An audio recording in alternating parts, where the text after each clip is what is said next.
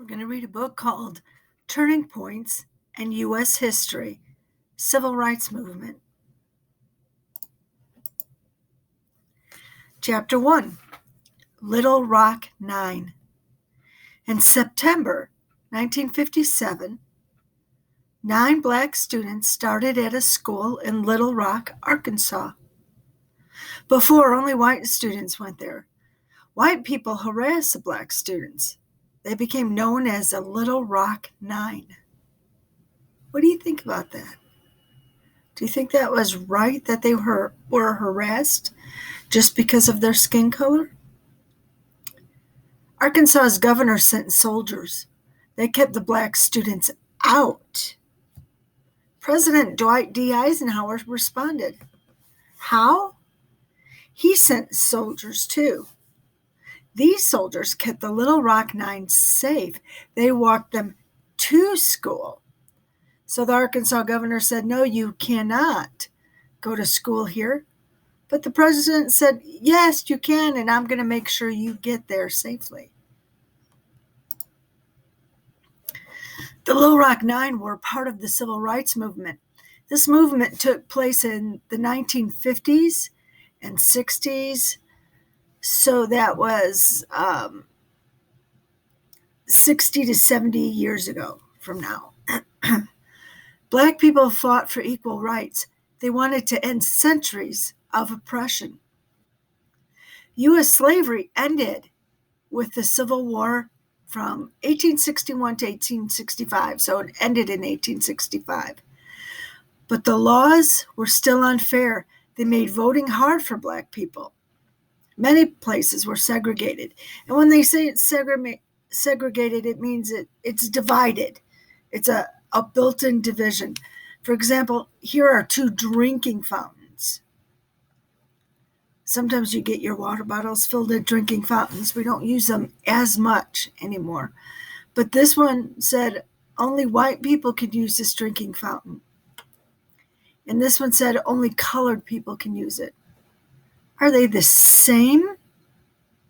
You can get water out of both, but really, they're not the same, are they? Do you think there should be division just because of the skin color? I don't.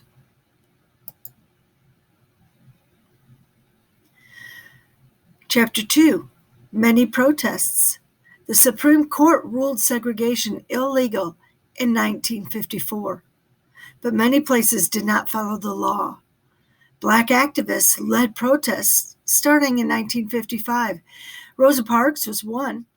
She refused to give her bus seat to a white man. Here's Rosa Parks right here. Rosa Parks was arrested. After this, around 40,000 black people stopped riding buses. Many walked instead. For a long time, not just a day, or I think it was a year or so. As a result, a court said buses must integrate. No more segregation. No more saying just because of your skin color, you have to sit at the back of the bus or you have to stand. It was open. It was equal to all. As it should be. Others led sit-ins at segregated places. Many were at restaurant lunch counters. Protesters sat. They wouldn't leave. These sit-ins began in Greensboro, North Carolina, but they spread. Lunch counters began serving black people. So their skin color is darker than mine. Might be the same or darker than yours. Do you think that's a reason to say you can't sit here? How would you feel if you weren't allowed to sit somewhere just because of your skin color? You don't have control over your skin color. Your skin color does not tell you what you can and can't do. I mean, you shouldn't be limited by your skin color. And you shouldn't be advanced just because of your skin color. It works both ways. Black Panther Party members. Malcolm X was a black leader. He spoke about black pride. He thought black people should defend themselves against violence. His ideas helped form the Black Panther Party. Members of this party kept black neighborhoods safe. They gave food, they gave clothes too. Here's a picture of Malcolm X. And here's a table where it shows where they're giving away clothes to. This section right here is for ladies. Dr. Martin Luther King Jr. led many protests. One was the March on Washington for Jobs and Freedom. It was on August 28, 1963. About 250,000 people marched. Dr. King gave his famous "I Have a Dream" speech. He spoke of his hopes. He wanted equal rights. He inspired many people. Dr. King was later killed for his beliefs. Before his death, he faced threats. He was arrested 29 times during the protests. He kept protesting. Why do you think he did this? He also promoted peace. He promoted nonviolent protests.